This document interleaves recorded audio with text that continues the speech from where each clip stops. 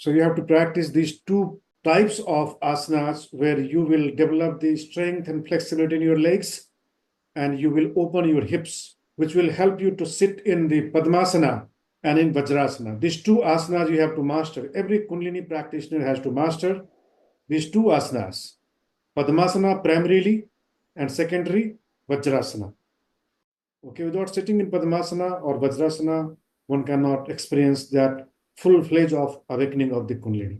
And second is Saraswati Chalana or Saraswati Kriya. Yes. Saraswati Chalana is the arousal or stimulation of Saraswati Nadi. So there are major 5 Nadis which we need to activate to help Kundalini to wake up and enter into Sushumna. First is Sushumna. Second is Vajra Nadi. Third is Chitra. Fourth is Brahma Nadi. And fifth is Saraswati Nadi. There is 6th Nadi also which we need to activate, that is Lakshmi Nadi. Lakshmi is also a Nadi. So Saraswati and Lakshmi, these two Nadis are also alongside these Nadis. Sushumna is the altar. Inside the Sushumna, there is one more channel that is called Vajra Nadi. So Vajrasana, when you practice Vajrasana, that activates Vajra Nadi. Okay? When you practice Padmasana, means lotus posture, then you activate all the other nadis, including Sushumna and Vajranadi. Means you activate the Chitra or Brahma, Saraswati and Lakshmi. And by different kriyas, you activate these nadis.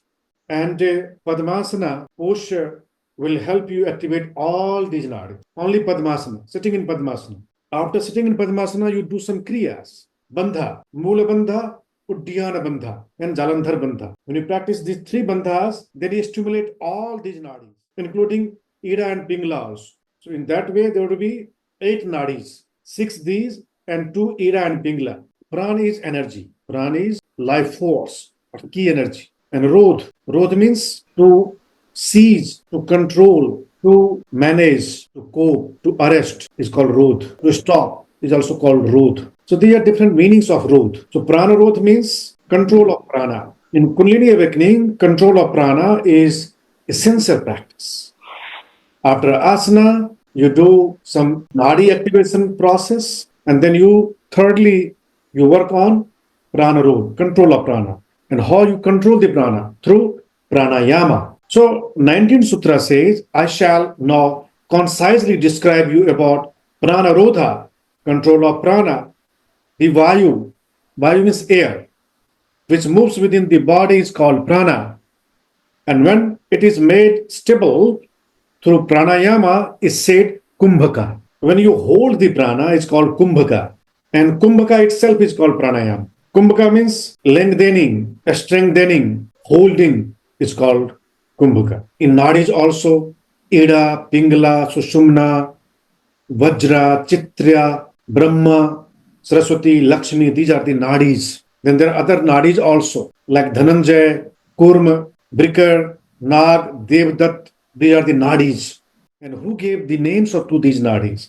Our masters, who found them. They gave the names according to their natures. When you activate Saraswati, then you have developed insight. You have very sharp intelligence with Saraswati Nadi activation. When you activate Lakshmi Nadi, then you have abundance, you attract abundance. So these are the nadis, and every nadi has a specific energy flowing. Kumbhaka is a term you should remember. There are 2 types of kumbhaka. First is sahit and second is keval. One should practice sahit kumbhaka until he attains perfection in keval kumbhaka. Means initially you have to practice sahit kumbhaka, and sahit kumbhaka will lead you to the keval kumbhaka. Sahit kumbhaka is with efforts. And Keval Kumbhaka automatically happens. And what are Sahit Kumbhakas or Sahit Pranayama? Surya Bhedan, Ujjayi, Sitali, Bhasrika. These are the 4 kinds of Kumbhakas. Means 4 kinds of Pranayamas. And they are called Sahit Kumbhaka. Surya Bhedan Pranayam or Surya Bhedan Kumbhaka.